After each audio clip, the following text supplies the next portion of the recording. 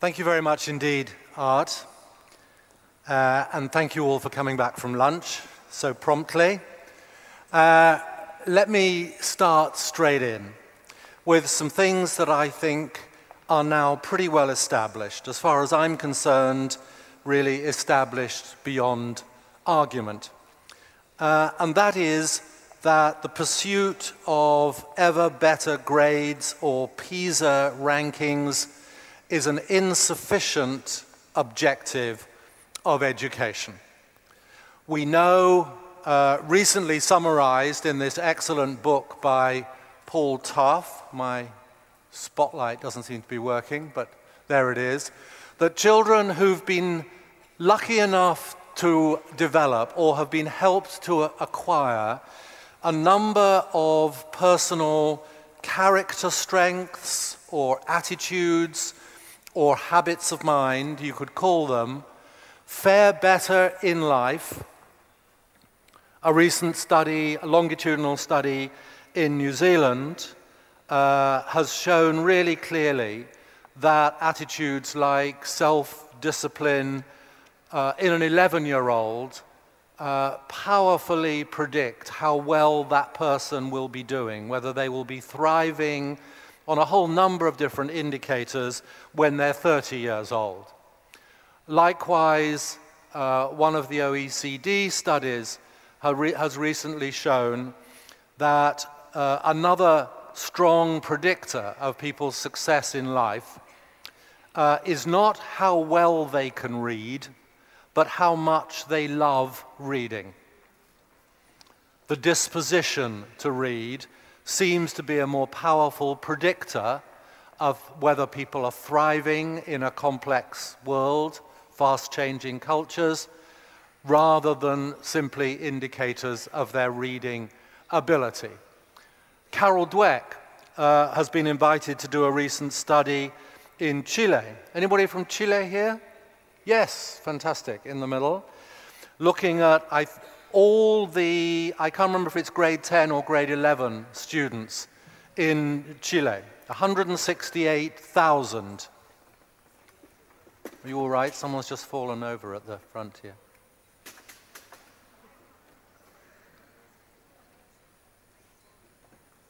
I think she's okay. 168,000 youngsters looking at whether they have a growth mindset, whether they think that their intelligence is expandable, and correlating that with a whole variety of different indicators about their backgrounds and their parents' attitudes to education or their parents' own educational success, the ethnic group that they come from, and so on. And one of the things that came out very clearly from that study was that children in low socioeconomic groups, poor kids, crudely, are more likely to have a fixed mindset. That is to say, are more likely to believe that they were born with a certain amount of intelligence and they can't change it, as David Perkins was talking about last night. However, were a substantial minority of kids from poor backgrounds who had a growth mindset, who had an attitude of optimism and resilience in their approach to learning. And what Carol Dweck found in her survey was that those kids, many of them from very poor backgrounds, were showing academic performance and intellectual growth that was indistinguishable from children from, and I'm quoting Carol Dweck's words now, from much, much, much wealthier backgrounds. That attitude, that shift in belief, makes a huge difference as to how well youngsters are likely to be flourishing in life. And of course, we know, again, from a range of different studies, that children with those attitudes also do better on the tests. So the argument seems to be over, as far as I'm concerned, about whether this concern with the development of character strengths, I prefer that term rather than 21st century skills or soft skills or non-cognitive skills. Non-cognitive skills aren't non-cognitive, they combine cognitive and emotional. They're not soft skills, they're as hard as anything if they predict these powerful indicators of success in life. So we have to, as Art was saying this morning, we have to be careful about the language that we use. So I think that argument is over. The question is really just how are we going to do it? And you have heard and will hear a lot of information in the course of this conference about how people are going about creating schools that systematically produce, that systematically develop these personal strengths, if you like. One of the things that's emerging strongly is that to do it well, to do it effectively, requires these words. It requires conscious, systematic, sustained, and precise effort by teachers and parents, and I'm going to come back to grandparents later on, by families to secure these valuable outcomes. You can't just wish and hope. It's not just a matter of good intentions or being kind or anything ill-shaped like that. You have to know what you're up to, and you have to remember every day that these are things that you value, and you have to design your classroom, your lessons in such a way that all the little aspects of a child's experience in school line up around these twin goals of helping them develop the knowledge and skill that they're going to need, but doing it in a way that more slowly, less visibly, but more importantly, cultivates these attitudes or habits of mind or character strengths. And that means that we as teachers have to keep reviewing and adjusting our own habits in classrooms, even quite small things, and we'll talk about those. I'll talk more about those in my workshop tomorrow, about the details of that, what I called in the title of tomorrow's workshop, the nitty-gritty. And I'm sure there's a good Spanish translation for nitty-gritty. The little details that make all the difference, not big things. We know that this is generally what it takes, and that takes time. It takes time for us to change our habits little by little, and it takes time for those changes to work their way through into the developing habits of the children who we're teaching. So there's an interesting conversation to be had around what David Perkins said last night about the fact that some of these corrective techniques or practices, which he was calling hacks, over time grow and deepen and spread and enrich, not into little techniques that one either remembers or forgets to use as correctives to other mental habits, but actually serve to replace those less functional with more functional mental habits as they go along. We know that there are three important clusters of these mental habits. One I've already mentioned, which is the ones that are to do with self-control, learning judicious restraint and discipline, learning to concentrate despite distractions, learning to remember in the moment that the long-term goal is going to win out over the short-term temptation, and so on. Then there are obviously a cluster of those strengths that we might call those that are to do with sociability, and Howard Gardner was talking about those last night, learning what it takes to be a good friend, a good neighbor, and a good citizen. But the ones that I and my group have concentrated mostly on is those attitudes that are to do with learning. That is to say, what are the personal characteristics that distinguish someone who is able to respond well when the world goes strange, challenging, demanding, disappointing, complex on you, as opposed to someone who becomes defensive or anxious or withdrawn from the world. when it becomes tricky, when it becomes difficult. And that cluster of attributes are the ones that, as I say, that I've put a lot of my energy into thinking about.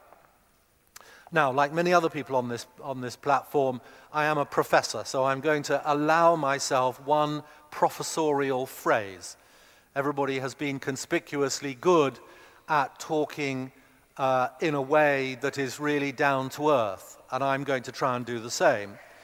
But my professorial phrase for this third category is the epistemic mentality, or epistemic identity, which we're helping young people develop. That is just another way of saying the cluster of habits or qualities of mind that serve you well when the world becomes tricky, when something that you cherish gets lost, when you lose your job, when you have your first baby, when you're half your way through a PhD and you feel as if you've lost your way and lost your motivation, or whatever it might be, all of those kinds of things. So the territory that I want to talk about is the cultivation of epistemic mentalities, epistemic identities, through looking at school as a sustained epistemic apprenticeship. So we're looking at what are the practices that influence the development of these mindsets and attitudes in young people. And that's what I want to talk about. So I'm going to offer you a sample of those just for us to think about. This is the after lunch slot. So like Art this morning, I'm going to get you to do some chatting amongst yourselves in order to aid the digestion process and try and inhibit the sleeping process. So we'll see how we go. So I want you to be thinking about whether you think these are reasonable. Some of them will be familiar to you from my earlier work, from Art's work, from the Harvard group's visible thinking dispositions, from Philosophy for Children. Some of them may not be so familiar. So have a fresh look and a fresh think about these things. First of all, the ability to organize and design your own learning. Is that useful in the 21st century?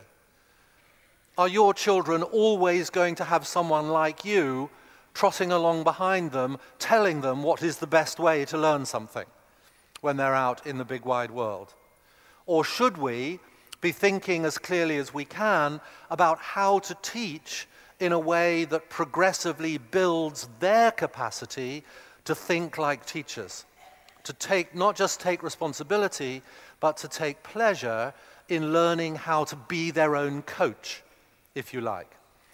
I saw a very good example of this. I work a lot with the English Premier League football club academies, where they teach and train the young footballers from Manchester United and Arsenal and Tottenham Hotspur and so on.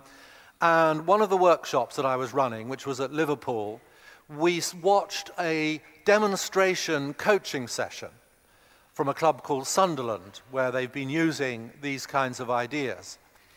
And we watched a group of 14, 12-year-olds, first of all, to kind of line up on the pitch, and their coach told them what the activity was that he wanted them to do. And then he said to the rest of us who were watching, let's just stand back and see what they do. And they started by doing what they'd been told. But within 4 or 5 minutes, they started just to call to each other and to check whether what they were doing was too hard, too easy, or just right. You know there's a sweet spot for learning, isn't there? Which is it's not boring and it's not depressing, it's in the middle, where you're getting a nice stretch. You're being challenged, but not depressed. And what these boys were doing was talking to each other, and at one point, they agreed that the exercise they'd been asked to do was too easy, so they, without referring to their coach, just changed the rules of the game a little bit to make it harder. Right? They'd learnt to think like coaches. Part of their coach's work with them was to coach them in what it is to design your own learning. Could you do that in a maths lesson? Of course you could. Could you do it in an English lesson, in a Spanish lesson? Of course you could. You could be looking each day for little ways in which you could be thinking to yourself, I wonder if they're ready to do this for themselves, design this for themselves, troubleshoot this for themselves, evaluate this for themselves. Always walking on the optimistic edge of what your students might be able to manage in terms of taking over responsibility for their learning. Secondly, the ability to think on your feet. That is to say, when something often suddenly the world stops being the way you were expecting it to be and becomes unusual or challenging or strange, can you bounce back quickly? Can you take a deep breath and say, okay, this is new and unwelcome, maybe.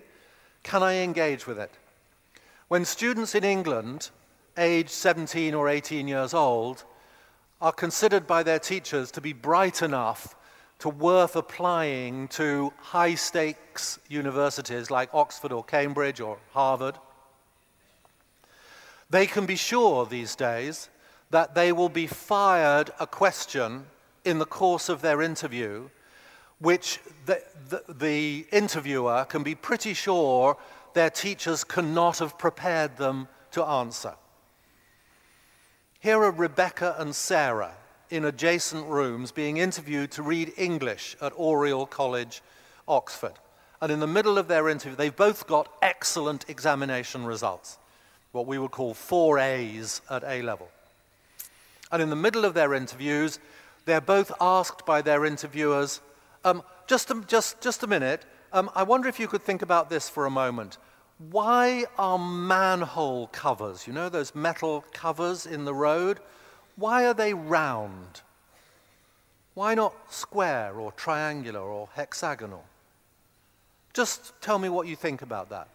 Something they could never have, in a million years, have prepared themselves for.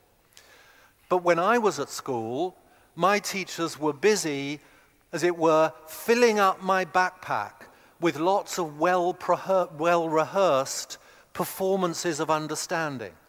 They were getting me ready to be able to respond to the familiar, but not necessarily to respond to the unfamiliar. Were they doing a good job of preparing me to meet the unexpected, to expect the unexpected? Persisting with difficulty, we all know about that one. Resilience, grit, and so on, so I'm not going to say more about that. Managing your attention amidst competing claims on your attention. Is that a useful mental capacity in the 21st century? Being able to have a strong concentration muscle, which enables you to pay attention, sometimes in a sustained way, to a difficult book, for example, without having your attention constantly being grabbed by juicy distractions.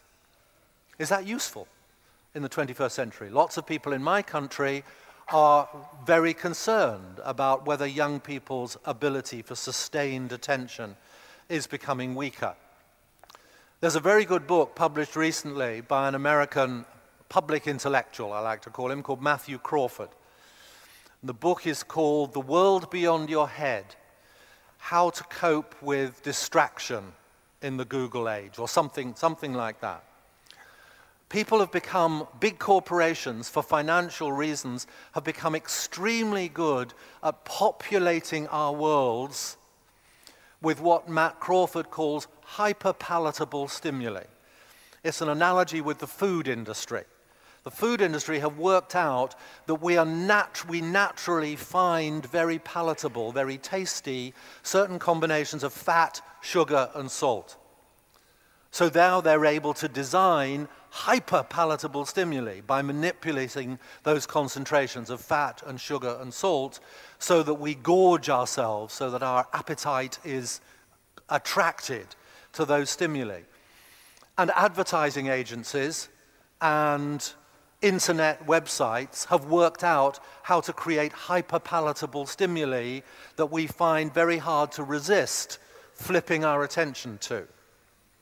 Google judges the success of its web pages on the basis of how distractible they can make you. They consider it to be an improvement if they can reduce the length of time that you spend on looking at any one page before you click on a link and go to another page. So is it useful to help young people build up that ability to pay attention to what they really want to pay attention to what is deserving of their attention? What about questioning and checking knowledge claims? David Perkins referred to this last night.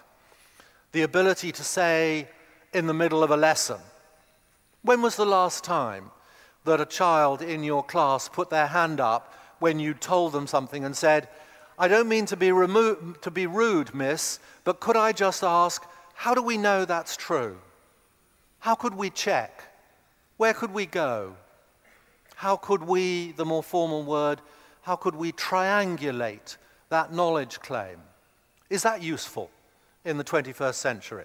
People say, don't they, that knowledge now is easy to get. Schools are no longer the main conduit, the main channel of information to youngsters, but it's building up the ability to be an astute consumer of that information, to be able to weigh it and test it, to know whether it will hold the weight of your judgment if you walk along this knowledge claim. Is that useful? Forming effective teams. This is not just about collaborating, but it's about having the social intelligence, the awareness to be a benign presence in a group that increases the likelihood that that group will work effectively. Is that useful in the 21st century as an asset for young people embarking on life in the big wide world? This one is what I like to call craftsmanship. An actual pleasure, not just the ability, but a pleasure in looking at what you've done and thinking about how to improve it. I bet that every presenter at this conference will have been tinkering with their presentations up till the last minute, looking at it and thinking, is there a better word for that? Can I find a better image for that? Is there a better way of putting that? Whereas many young people in school hate looking at what they've done and thinking about how to improve it, don't they? They experience that as a kind of negative critique of their self-worth or their self-esteem. If someone says, do you think you could look at that again and think about how to improve it? Some young people, somehow or other, have got the idea that you're telling them that they're no good, that what they've produced isn't good enough. And that's just a mindset, isn't it? What about, and again, we've mentioned this, the ability to adopt multiple perspectives? Is that useful in the 21st century? So I just want you to, first of all, have a quick look at, you can put labels on these statements if you like, but the labels are not particularly important. You don't have to shrink everything to a single word. But this is the same list again. Just have a chat with your neighbor, just for a minute. Out of that list, which are the ones do you think are the most important? Think about your own children embarking on life in the 21st century. Which of those would you most like their schools to help them develop? Have a chat with your neighbor.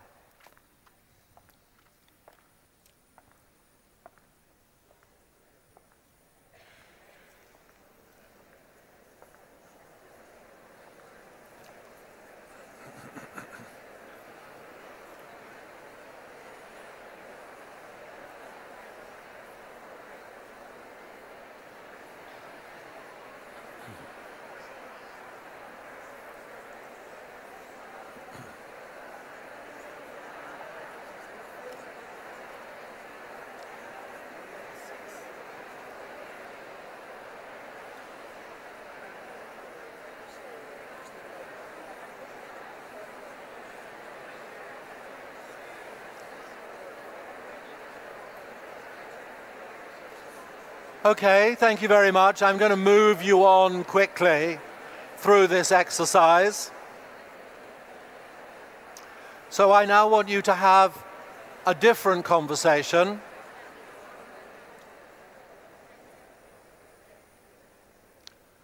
And now to think about yourself as a teacher, that could be as a parent, teacher of your own child, look at the same list and just answer to yourself honestly, how good am I being? How well am I doing at helping my children in my class, whether they're 4 years old or 17 years old, develop those mental habits? How well do I think I'm doing? And just very quickly, pick out the 3 you think you're worst at in terms of developing those. Another quick chat.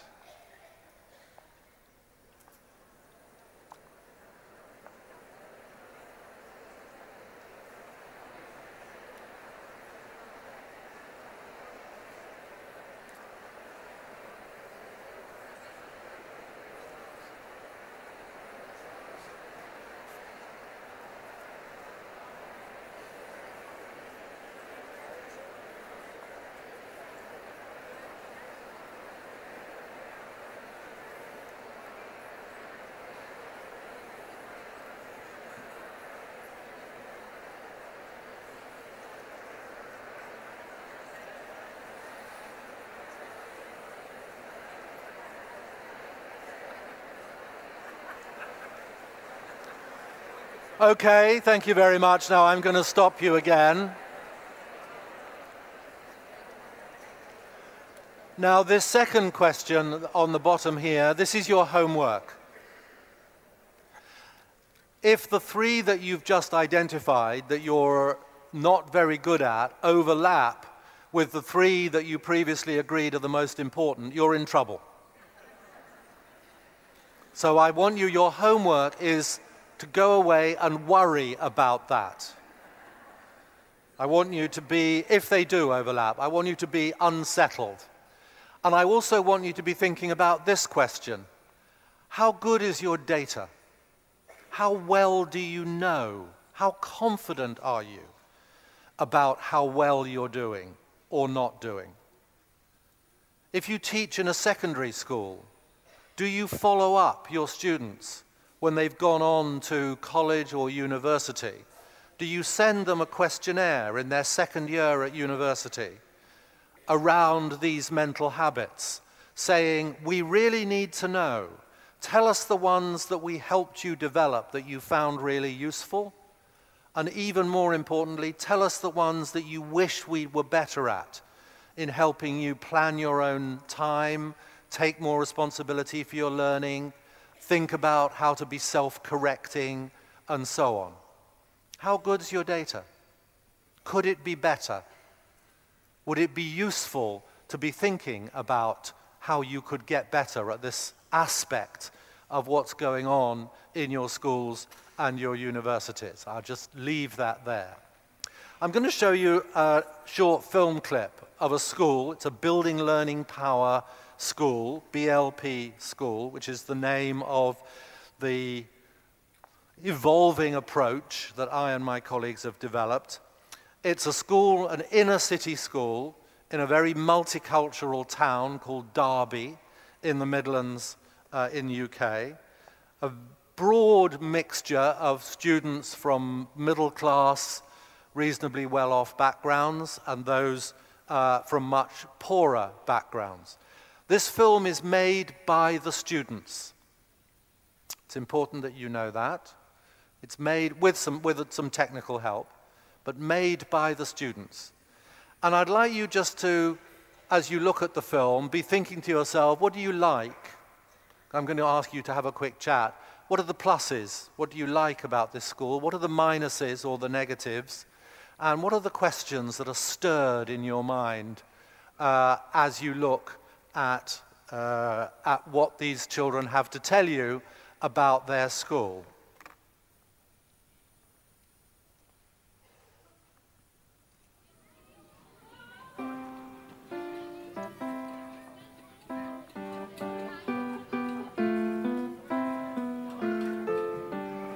Landau Forte is an effective learning organisation where learning how to learn is at the heart of what we do.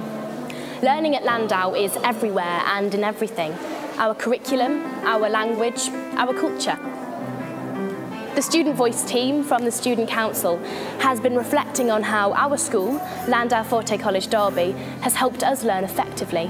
Now in Year 13, preparing for the next stage of our career, we are well placed to review our journey. As soon as we arrived in Year 7, we started building the habits of effective learning. Our induction began the journey of being an effective learner, helping us to understand that it's okay to find things hard. In fact, the best learning happens when we enjoy the struggle. I remember Miss Coffey saying, "Welcome to Landau Forte College. We look forward to getting you stuck." Our learning day is continuous, with no set breaks, no bells, and no teacher's desks. We have a longer day than most schools, and learning sessions are in 2-hour blocks, which means we can really get into what we're learning, and not just drive through the content. Our terms are 8 weeks long, with 2-week holidays, and a shortened summer break. This makes for deeper and more productive learning. Project-style learning such as the trade fair, art science and innovate mean that learning is through real contexts. Trade fair focuses on collaborative learning across all subjects for a whole term and concludes with the marketing and selling of finished products to visiting employers and businesses. Art science, supported by real designers and inventors from the world of industry with a focus on creativity and limitless thinking. Students learn collaboratively and as part of the pilot for the UK Art Science Prize, sponsored by Disney, culminated in an international seminar for our students at Le Laboratoire Paris. Students are given key responsibilities in the learning process, and we've been part of the development of a coaching culture. Students and staff learning coaches work together to observe learning, ask questions and provide feedback. We are co-constructors of learning, empowered to take responsibility for how learning happens best. Students take part in and lead training and development programs. A daily personal tutorial session facilitates students across the age range learning together. Peer mentoring, Eric, Ernie, Student Literacy Ambassadors and creative therapy programs means that students support, learn with and from each other. Our personal tutor oversees our academic and social development. At least twice each year, students lead their own parental consultations. Prior to the meeting, we review our learning, evaluating our progress in learning habits. Learning happens everywhere and is for real. It is for our community by our community. Operation Christmas Child, Children in Need, Computers for Gambia, Senior Citizens Christmas Party, Theatre, art exhibition, fashion shows and public performance are made and managed by students. From becoming a chain school, hosting a general election, designing a commemorative clock, to the organising of the Year 13 prom, students make it happen. Learning in action, for real and for futures. Learning is in our vocabulary. Learning sessions, not lessons. Learning spaces, not classrooms. Tutors, not teachers. Extension, not homework. College, not school. Students, not pupils. Learning spaces are flexible with furniture that can be arranged to suit the activity. Learning walls show the process of learning, not just the display of neat outcomes. Our student conference last June, for students by students, invited us and other young people from across the country to debate what's the point of school. Stimulated by the views of employers, academics, recent graduates and the school's commissioner, we challenged our current education system and the role schools play in ensuring young people learn, reach their full potential and are prepared effectively for life and work in the 21st century. Learning at Landau, learning for life.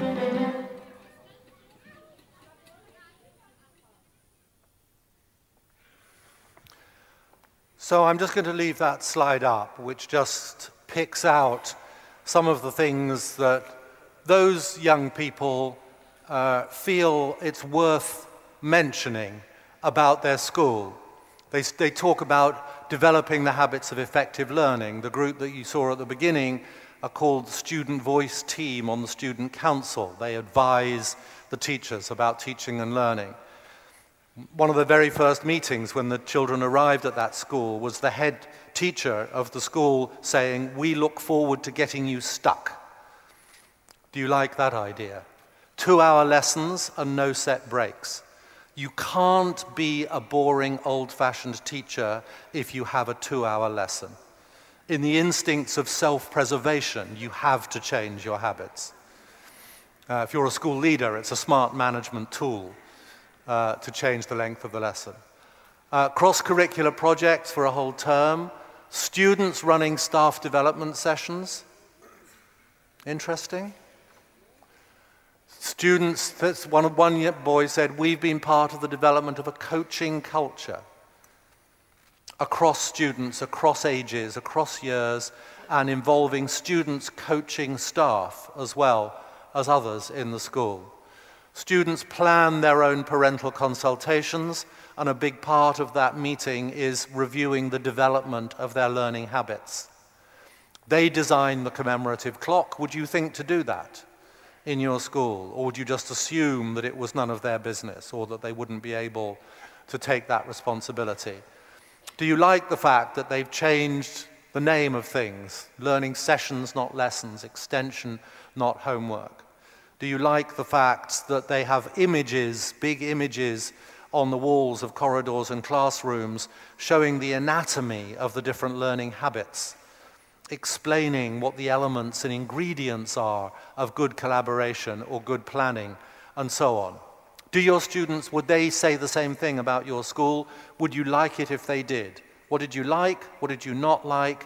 And what would you like to know more? 1 minute with your partner.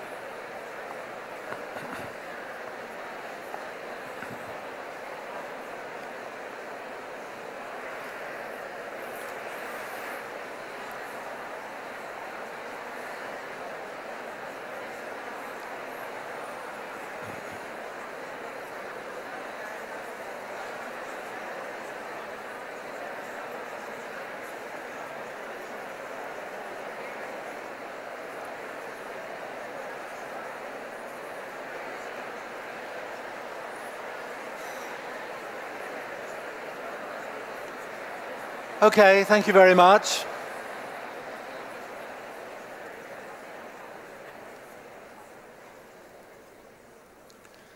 Now, I don't know if when any of you were at school, there's a particular science experiment that I remember doing when I was probably about 9 or 10, I think, which involved some what we called iron filings, tiny little pieces of iron. And we shook these iron filings out of a jar onto a piece of paper, and they were all higgledy-piggledy. And then, what did we do? We put a magnet underneath a piece of paper, and they all lined up in pretty patterns. Did you do that at school? Some of you? A school is like that. A school is full of lots of different ingredients and elements. How you write reports, how you have staff meetings, how you communicate with parents, how long lessons are, whether you have combined thematic teaching or individual subjects, how much you involve students, how you greet them when they come back after the weekend or after a holiday, and what the responsibilities of the student council are, and so on. Lots of little elements and ingredients. And if you want to cultivate students' powerful learning dispositions, then you have to make sure that all those little ingredients are lined up in the right direction. I don't think there's anything about a school that doesn't look interesting when you say to yourself, how does this contribute to the development of their resilience, their imagination, and their ability to help a good team work together? You can ask that about lots of different elements in the school. How you talk to students and what you ignore. what you notice and what you ignore, what you give names to. Art this morning was talking about the crucial importance of developing a more sophisticated vocabulary. Do you model that consciously with your children? What you display on the walls, how you design learning activities, like those young footballers. They were being deliberately coached, that activity of thinking about whether it's too hard, too easy, or just right. That was a deliberate activity introduced by their coach because he thought that by doing that, they would develop the sensibility of a coach for themselves, and that would help them learn to be good footballers faster. I don't know, would not surprise me if the top football teams in Spain and in other countries where you come from use some of those activities. One of the meanings in English, I don't know if you have this same ambiguity in your language, in Spanish, say, about the word culture, is that it's used to refer to human culture, but it's also used to refer to what we called in science lessons the nutrient medium. Does that look familiar? The petri dish contains a nutrient medium that grows what you want to grow. And a school is a nutrient medium, and we need to get the right concentrations of the right ingredients into that medium, and then these mental habits grow themselves. You can't teach a plant to grow, can you?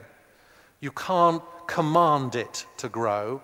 You can't punish it if it doesn't grow. You do your best to create the right conditions for growth and then stand back and let it do so. And that's the territory that we're in when we talk about how to design a school that builds culture as well as cognition. If you want to, these are just two tiny examples. I'll be talking about many more tomorrow afternoon.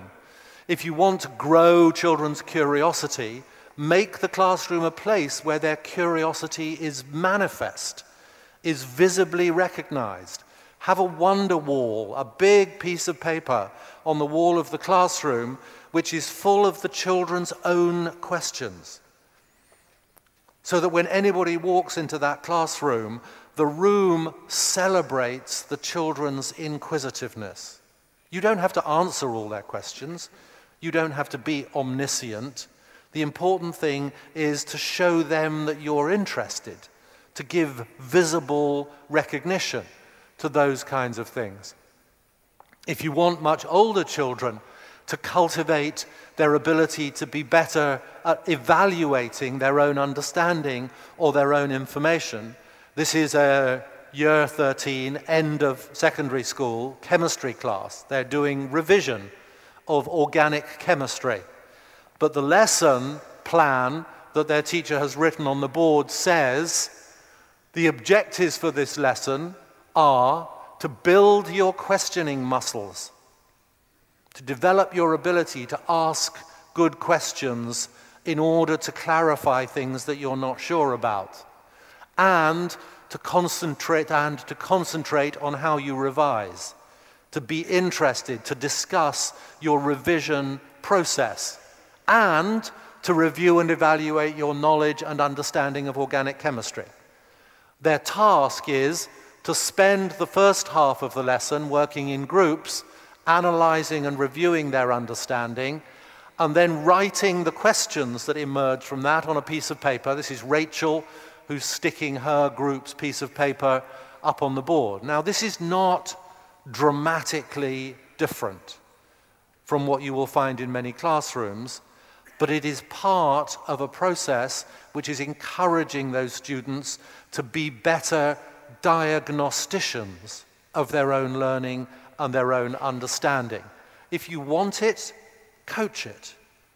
Design little activities in your classrooms. We know that this is effective at building people with flexible, supple, sophisticated minds that will enable them to flourish when they meet difficulty in the big wide world in all kinds of ways.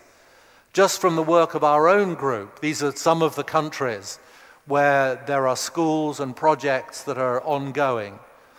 And those from the Habits of Mind group or Philosophy for Children group or the Visible Thinking group would be able to extend this list, probably to include a very large proportion of the countries on the planet. This is a book that we published a couple of years ago, which Art kindly wrote a foreword for, which reviews some of these global studies. And here are some of the, over here are some of the different schools of research which are developing these things. So we know it's possible, and we know that it's practical, that we can do these kinds of things in school. We know also that actually the development of these mental habits is not something you can escape from as a teacher. It's not something you can say, well, I'm just a good maths teacher. Don't bother me with this highfalutin nonsense, this psychobabble about building minds for the 21st century. I just teach maths. No, I'm sorry, senor. You don't just teach maths. You're always teaching maths plus. Maths plus fear of making mistakes. Or maths plus curiosity and inquisitiveness. You're never just teaching the history of the Spanish Civil War or the conquistadors. You're always teaching history plus an uncritical attitude towards written text, or a skeptical attitude towards written text. Remember, one of my 8 attitudes for the 21st century is to build that disposition, to say, hold on a minute, how do we know? Where can I check? How do we know that's correct? How often do your students raise those questions in your classrooms? They perfectly well could, couldn't they? You could reward them, you could encourage them for asking good questions or for making suggestions. You could say, all right, 15 minutes, all get your Wi-Fi enabled devices out. I want you to work in groups of 3 or 4. Just see how well you could check this claim in your textbook. Any group of 11-year-olds could do that. Probably any group of 4-year-olds could do that these days. Couldn't they? Yeah? Are we doing it enough? Have we knitted the practice of the classroom together tightly with the mental habits that we said would stand them well in terms of being able to flourish in a tricky time? So you can't opt out of this. You're always either somewhere on the spectrum from being an angel to a devil in terms of contributing to the development of these mental habits. The question is not whether you're going to be involved in the character curriculum or not, but are you going to be involved knowingly or not? Are you going to be choosing precisely the mental habits day in, day out? Not the hacks that David was talking about, but the long-term, slow-growing, sophisticated, variable tendencies to respond to written text or challenge or uncertainty and so on. Here is a good old-fashioned history teacher reading things out. Here is a group of boys who are writing about a historical event through the eyes of 3 different participants in that event. They're learning to practice, to stretch their empathy muscles, we would say. To help them do it, the teacher has got them to make spectacles out of cardboard. They have a magical property. They're called the empathy specs. And the magical property is when you put these spectacles on, they enable you to see what the world looks like through somebody else's eyes more clearly. Wouldn't that be nice? Google is probably working on it at the moment. But actually, they work quite well as it is, just with clear vision, because they focus the children's attention on the mental habit that is being developed in the course of this lesson. Anybody could do that. It's not silly, it's not childish to be using techniques like that. It's sophisticated and smart and purposeful. It's knitting that lesson on the conquistadors directly to one of those mental habits that we said we wanted the children to develop. But the implementation across the world is patchy.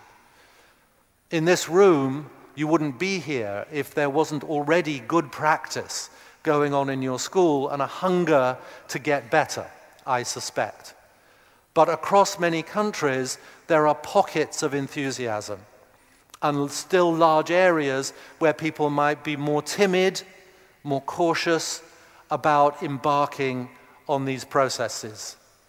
Too enthralled to the tests, too much concerned with knowledge rather than thinking. I'm sure in Spanish there is a good equivalent to the English proverb, you don't fatten the pig by weighing it all the time. Some teachers are addicted to control, and they don't like the idea of gradually sharing control for what goes on in the classroom. So there are some barriers. And the book that Art mentioned, New Kinds of Smart, looks at what some of those barriers are.